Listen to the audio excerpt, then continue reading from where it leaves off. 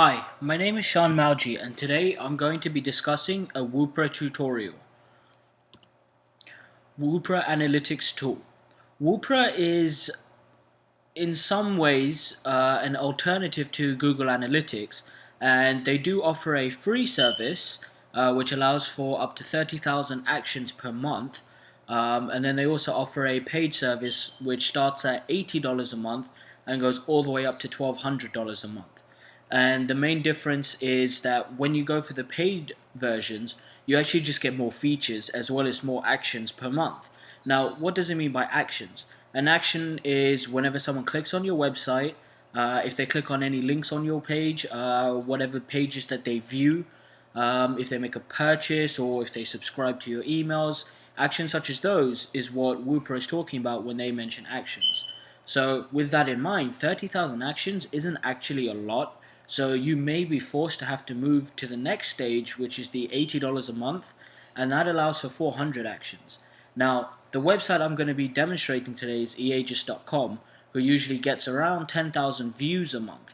Now, that's just 10,000 visits. So, in actuality, it's probably close to about 100 to 200,000 actions, according to RWAP4. So for them, it will be necessary to upgrade to the $80 a month once the free trial ends. So, what are the basics of web analytics? The absolute basic foundation of analytics is the visitors and the unique visitors. So when you're looking for a tool, you really want to make sure that you can at least see how many visitors are coming to your website and how many of those visitors are actually unique. Because it's no good if you're getting one visitor and he comes to your website about 1,000,000 times. You're going to see 1,000,000 views on your page and it's all from the same person. Now, page views, that's also something very important. And most analytics tools will actually tell you which pages are receiving the most views. Traffic flow. This will let you know what route your visitors are taking on your website. For instance, if they land on your homepage, where are they going after that? That's essential information that you need in order to stop visitors from falling off of your page. What I mean by that is to stop visitors from leaving your page.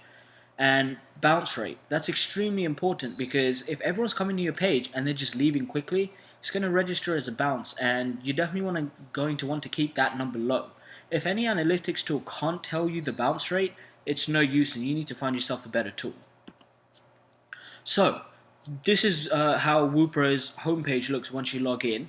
At the top left you can see that it says the eages.com, that's the account that you're using. Now it's got it's got six options on your left hand side. The first one, which looks sort of like a speedo to me, that's your real-time analytics, and that's actually the page that we're on right now. The next button underneath that is for your visitor analytics, so it gives you detailed information about your visitors. You have analytics reports, you have funnels, and retention reports, and labels. Now, those last four are only available when you pay for the $80 a month subscription.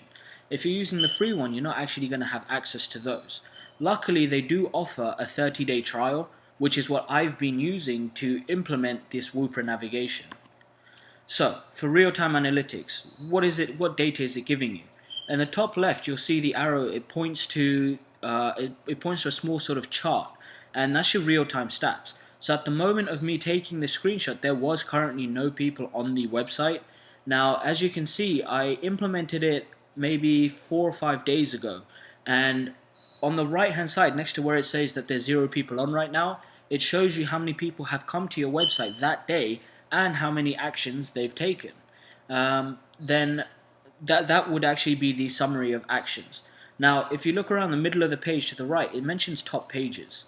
This is actually really great because it lets you know which of your pages are the most popular on any given day. That does change on a daily basis, so you will see different pages show up every day. Right under that, it actually mentions top events. So for our website, the top event was an outgoing link. Now, the only reason it doesn't say anything else is because that actually hasn't been set up. Now, on the bottom left, it'll also show you your traffic sources. So you can see how many people came to your website directly, how many came through backlinks, how many actually arrived through searches. Now, when it means searches, it means organic listings. So it's not necessarily just Google, but all search engines collectively. And then it also has a fourth one for social. Now, the great thing about this is if you actually click on each of those links, it'll take you to another page where it shows you more detailed information as to where they came from. For instance, direct, it's going to show you they came straight to your website. If you click on backlinks, it'll show you which two links led to your visitors coming to your site. And searches, a lot of the time it'll unfortunately tell you that the keyword that they search is unavailable, and that's because Google now restricts that. But if they come from somewhere like Yahoo or AOL or something like that, you'll actually be able to see it that way. So, the visitors tool. This is where you get extremely detailed information about your visitors that Google Analytics doesn't offer.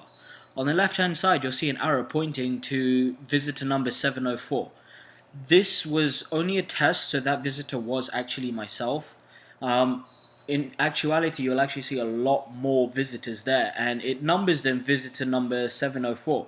However, if you have a customer base, you can upload that, and when your customers come to the website, it'll actually see that if they've logged in, it'll show you their names, and that's something that not many analytics tools can do. And the reason I chose RWApp4 is they offer a live chat service. However, on December 31st of last year, they did discontinue it, but I spoke with a representative from RWAP4 and they mentioned they will be bringing that feature back. On the right hand side, you'll see that it says visitor source. This is actually interesting because it allows you to see where the visitor was before they came to your site. And right in the middle, you'll see a big black box. It's the visitor details. So you can see exactly when they first came to the website, how long ago it was that they were on the website, over the last 90 days, how long they've been on the site, and what visits or actions that they have performed. So that's basically all you need to know about the visitor tool, and there's not really much else there. It's actually very simple to use. So the reports tool, this is interesting. On the left hand side, you'll see a long navigation bar full of reports. Now, you don't actually have to generate anything. All you need to do is select those and it'll generate the report by itself. So right at the top in the middle, you'll see the data graph. So as you can see, Monday, May 26th was when I first started using RWAP4, and after that you get all of the information inputted. So at the bottom, you'll see all the information, and this is specifically based on the visits by date. So it'll be listed May 22nd, 3rd, 4th, 5th, so on and so forth. So it'll have that listed by dates. And these are all your analytics reports that you can have. So for instance, if you wanted by hour, then it will probably show you all of the reports from that day per hour. The funnel tool. This was something that was a little bit confusing for me, but once I got it set up, it was alright. So on the left hand side, you'll see where it says funnels. There's a little plus mark there. You click on that to create your funnel. And I just named this one test just because I wanted to see how it could work.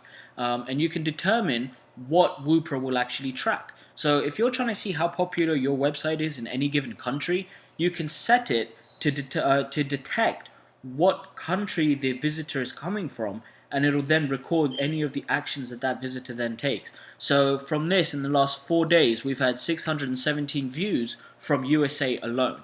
And then again at the bottom, it shows the information by date. Now, retention tools. This is actually very important for any websites that actually are looking for customers. So it's set up the same way as the funnel reports. You click on that plus to create a retention report. It shows you a list of retentions down the left side.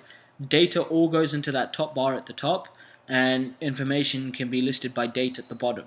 Now, the way you set these up is you actually have to go through it and you have to identify what counts as a retention. So for the sake of just showing you guys what it looks like, I set it up as unique visitors. So as you can see, we had 617 unique visitors, and those are the ones that actually came back to the site. Label tool. This is actually extremely important when you're looking to track, let's say, your competition who are coming to your site. What it allows you to do, now I know the screenshot it says triggers, but they're very similar. A trigger will just send you it'll send you a notification that so-and-so is on your site. For the labels, you go up to the top, you click on create a label, and then the page looks exactly the same as the trigger one, except instead of where it says trigger, it just mentions label. So you enter your name for the label and the description, which is only for you. It doesn't actually affect how the label or trigger works. And if you notice, it says trigger when any action. If you click on that blue button, it allows you to say, for instance, let's say if Microsoft was coming to your website. So you can select, and it will say trigger when any name, company, or email includes the words, and then you can put Microsoft. And you also have the option to select once per visit, so you can see how many times they visit your page, or you can leave that blank just to see if they have come to your page. And this allows you to track which of your competition are actually coming to your website. Now, to me, that's an extremely important piece of information, because we do have several local companies that like to copy what we're doing. And it's a great tool for us to be able to track when they're coming to the website and what pages they've seen. So that's really, in a nutshell, how you use Woopra. So thank you for watching, and if you have any questions, please don't hesitate to ask.